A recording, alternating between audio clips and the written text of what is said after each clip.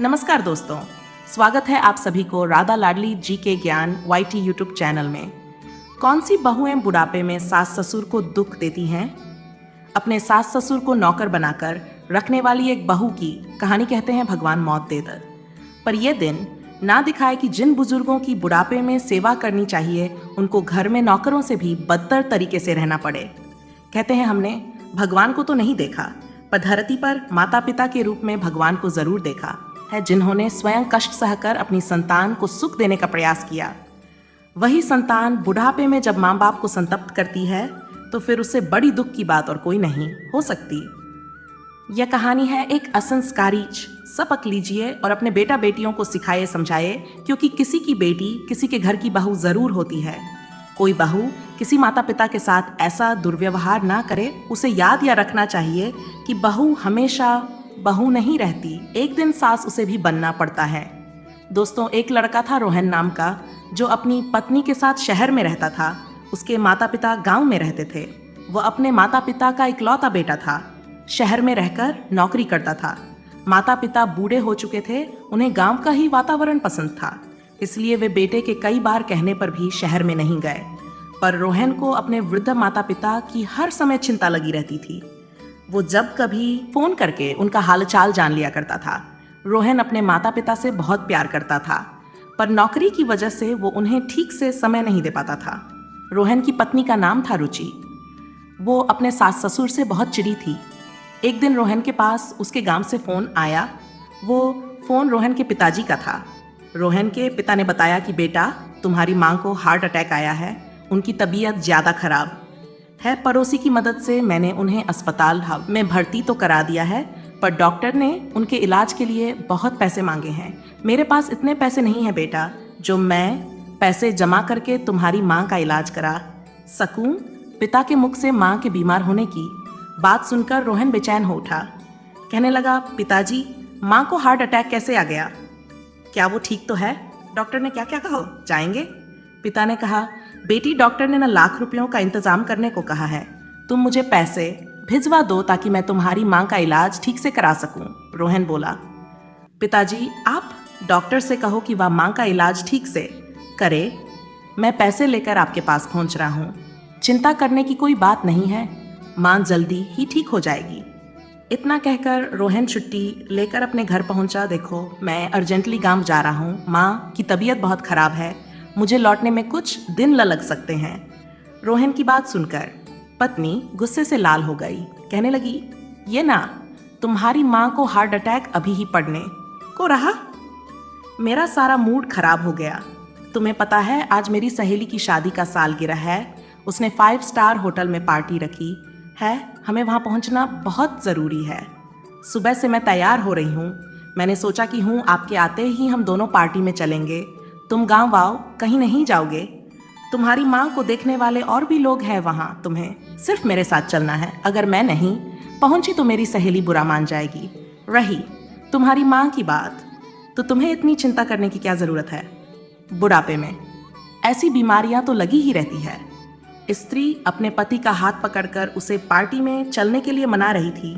रोहन ने एकदम से अपनी स्त्री का हाथ छटक कर और बोला, तुम्हारा दिमाग खराब है। मैं गाँव कोई पार्टी बनाने नहीं जा रहा हूँ। मेरी माँ की हालत ठीक नहीं है। वो इस समय गर हालत में अस्पताल में है, और तुम्हें सहेली के घर पार्टी सूझ रही है। तुम नहीं जाना चाहती हो तो मत जाओ, किंतु मैं अपनी माँ के पास ज़रूर जाऊँगा। इतना कहकर रोहन ने दिल्ली से फ्लाइट पकड़ी और गांव पहुँच गया। वहाँ के नज़दीक शहर के अस्पताल में रोहन की माँ भर्ती थी। वह रिक्शा पकड़कर सीधा अस्पताल में पहुँचा। उसके पापा बाहर एक चेयर पर बैठे हुए थे। उसने दौड़कर अपने पापा को गले लगाया। रोहन के पापा रोहन को देखकर रो पड़े और बोले, बेटा, तू आ गया। देखो ना, तुम्हारी माँ की हालत कैसी है। बेटे ने कहा, पिताजी, आप चिंता ना करो, मैं आ गया हूँ। अब माँ को कुछ नहीं होगा। आप बस आराम से यहाँ बैठिए और भगवान से प्रार्थना करिए कि माँ जल्दी स्वस्थ हो जाए। उसके बाद रोहन डॉक्टर से मिला और बोला, डॉक्टर साहब, आप पैसों की चिंता मत करना। मेरी माँ के इलाज में कोई कमी नहीं रहनी चाहिए। आप मेरी माँ को बचा लीजिए। डॉक्टर ने भी दिलासा दिया कि आप धैर्य रखिए, हम आपकी माँ को बचाने का पूरा प्रयास करेंगे। इस प्रकार डॉक्टर ने रोहन की माँ का इलाज शुरू कर दिया। कुछ ही दिनों में रोहन की मां की हालत में सुधार हो गया।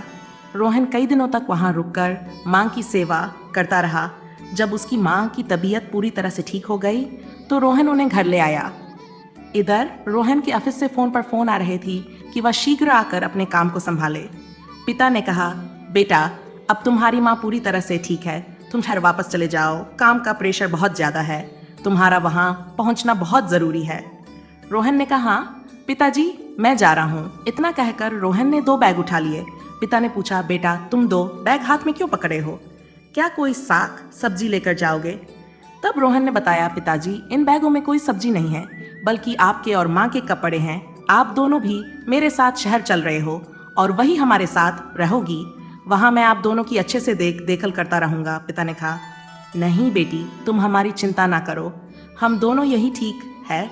बस जब कभी तुम हमारा हाल जानते रहना। तुम तो जानते ही हो कि स्त्री हम दोनों को ज़्यादा पसंद नहीं करती है। हम नहीं चाहते कि हमारी वजह से तुम में और स्त्री में किसी तरह का विवाद हो। इतना कहते कहते पिता आंखें भर आई। रोहन ने अपने पिता के आंसू फंसते हुए कहा, पिताजी आप उसकी चिंता मत करिए, मैं सब संभाल लूंगा। तुम्हें मेरे साथ अभी शहर चलना होगा। मैं तुम दोनों को इस अवस्था में अकेला नहीं छोड़ सकता। लोग देखेंगे तो क्या कहेंगे? कहेंगे कि बेटा को अपने माँ बाप की बिल्कुल भी परवाह नहीं है। बुढ़ापे में 2 माँ बाप को नहीं खिला पाया, फिर उनकी छोड़ो, मेरा भी तो कुछ दायित्व बनता है। मैं आपकी सेवा करके कुछ तो ई चुका दूं, अब आपका कोई बहाना नहीं चलेगा।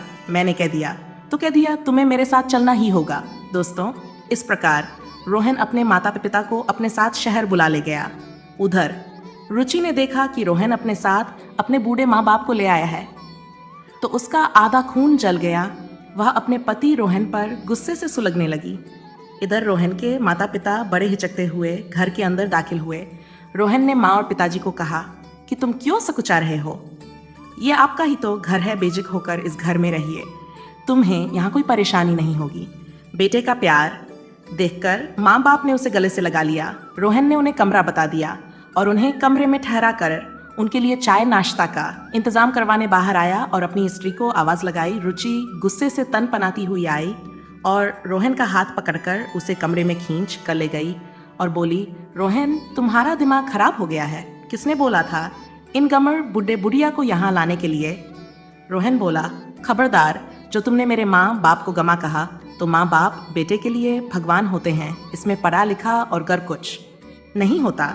तुम्हें उनकी चिंता करने की कोई ज़रूरत नहीं है, मैं अकेला ही काफ़ी हूँ उनकी चिंता करने के लिए।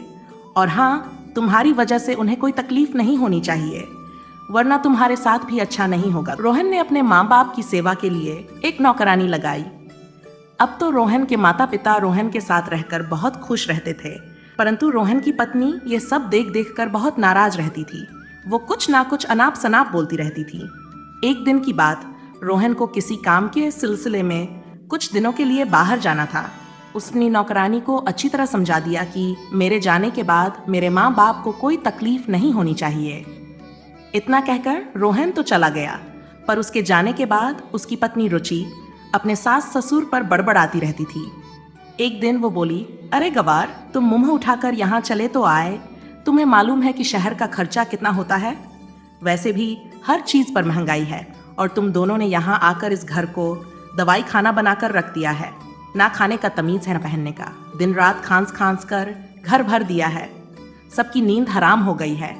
तुम्हें मौत भी तो नहीं आती, जाने कब मेरे घर को छोड़कर जाओगे?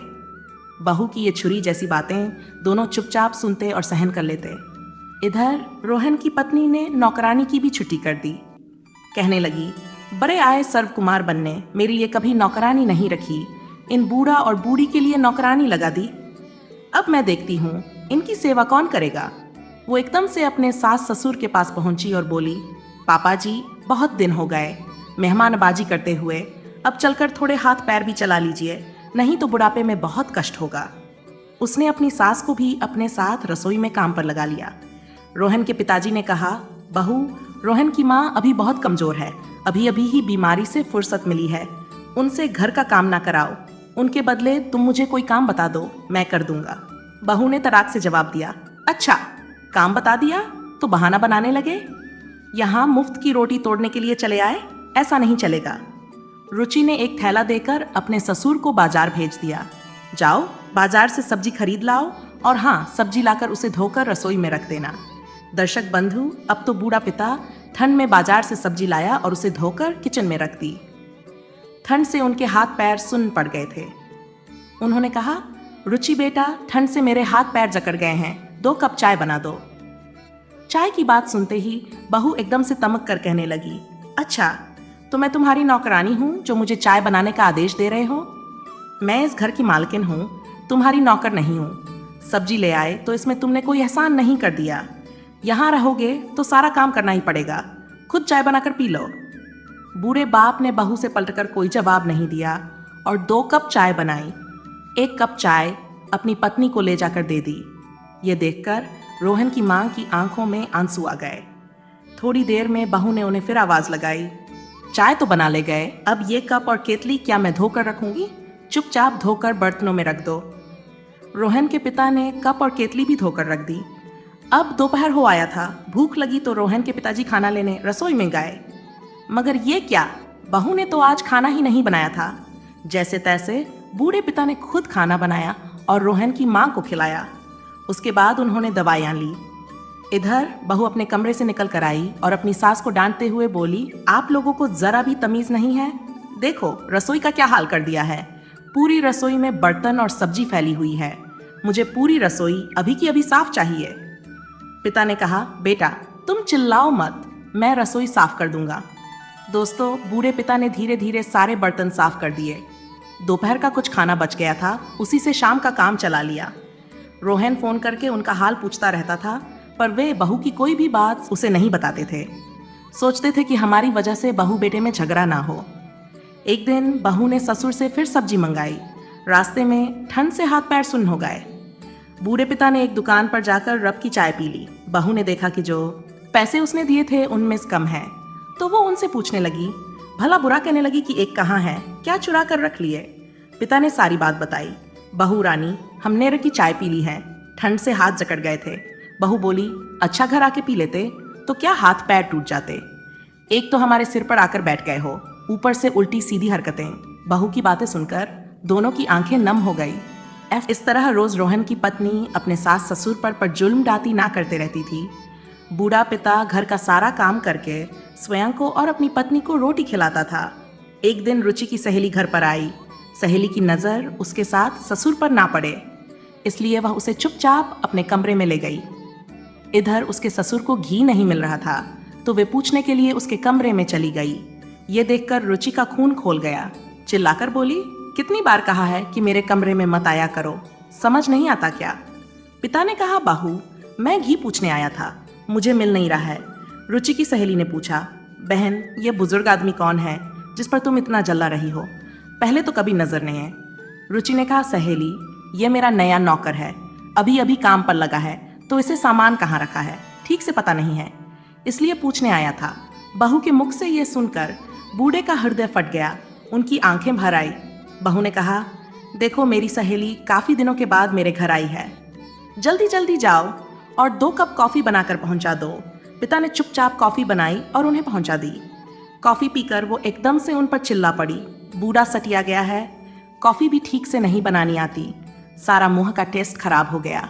दर्शक बंधुओं, थोड़ी देर बाद रुचि अपनी सहेली के साथ बाहर घूमने जाने लगी और अपने ससुर से बोली, मैं थोड़ी देर में लौटूंगी, कि सफाई अच्छे से कर देना और सारे बर्तन धोकर किचन में लगा देना। इतना कहकर वो चली गई। बूढ़ा पिता घर की सफाई में जुट गया, पूरे घर में पोंछा लगाकर बर्तन साफ कर रहे थे। उसी समय रोहन आ जाता है, आवाज लगाता है, माँ और बाबूजी आप दोनों कहाँ हो? देखो मैं आ गया हूँ और तुम्हारे लिए नए नए कपड़े लाया हूँ। रोहन ने जब अपने पिता को घर की साफ सफाई और बर्तन धोते देखा तो पैरों तले जमीन खिसक गई। उसकी आंखें भर आई, हाथों से थैला छूटकर नीचे गिर पड़ा। उसकी माँ ने रोते रोते सारी बात बता दी। रोहन को ये देखकर कुछ समझ नहीं आ रहा था कि मैं क्या करूं। इतने में उसकी पत्नी भी आ जाती है। रोहन को देखकर वो चौंक पड़ी, पूछने लगी, अरे तुम तो बोल रहे थे कि मैं 2 दिन बाद आऊंगा, तुम तो अभी आ गए। इतना कहकर वो रोहन के पास आई। रोहन ने जोरदार तमाचा उसके गाल में जड़ दिया। कहने लगा, तुम्हारी इतनी हिम्मत कि तुमने मेरे माँ बाप को मेरे ना होने पर नौकरों की तरह रखा। मुझे लगा था कि तुम माँ और बाबूजी को अपने माँ बाप की तरह ही समझने लगोगी, पर तुम तो बिल्कुल भी नहीं बदली। ये घर तुम दहेज में लेकर नहीं आई थी। जितना अधिकार मेरे ऊपर तुम्हारा है, उससे दुगना मेरे माँ बाप का है। आज से तुम्हारे लिए मेरे घर में कोई जगह नहीं है। तुम अपना सामान बांधो और यहाँ से निकल जाओ। ये घर मेरे माँ और बाबूजी का है। मैं अपने माँ बाप के साथ इस घर में अकेला रहूं। रोहन की बात सुनकर रुचि उसके पैरों में गिरकर गिड़गिड़ाने लगी और माफी मांगने लगी। रोहन ने उसे माफ नहीं किया, बल्कि उसका हाथ पकड़कर उसे घर से निकाल दिया। दोस्तों, कहानी का तात्पर्य यह है कि बहुओं को अपने सास ससुर के साथ ऐसा नहीं करना चाहिए। आने वाले कल में आप भी सास बनकर बहुओं के साथ रहोगी, तब तुम्हारी भी यही दशा होगी, क्योंकि बदला तो देना ही पड़ता है। यही यहाँ का नियम। जो बेटियां माँ बाप के घर से ही उद्दंड रहती है, वही अक्सर ससुराल में ऐसा काम करती है। माँ बाप को चाहिए कि बेटियों को संस्कारों से जोड़कर उन्हें कर्तव्य समझाए, नहीं तो इसी तरह घर उजड़ते रहेंगे, कोर्ट कचहरी के चक्कर लगते रहेंगे। ना जाने कितने निर्दोष सास ससुर बहुओं का जुल्म सहकर मर जाएंगे। बहुत सी जगह सास ससुर की ओर से भी बहुओं पर जुल्म किया जाता है। उन्हें भी समझने की ज़रूरत है कि बहू बेटी का रूप होती है। सम्मान कराना है तो प्यार जताना सीखो, तभी सम्मान मिलेगा। दोस्तों, मैं उम्मीद करता हूँ ये कहानी ज़रूर पसंद आएगी। तो चलिए अपनी राय कमेंट में दीजिए और मिलते हैं आपसे अगली वीडियो में। आप सभी का बहुत बहुत धन्यवाद। जय श्री राधे राधे।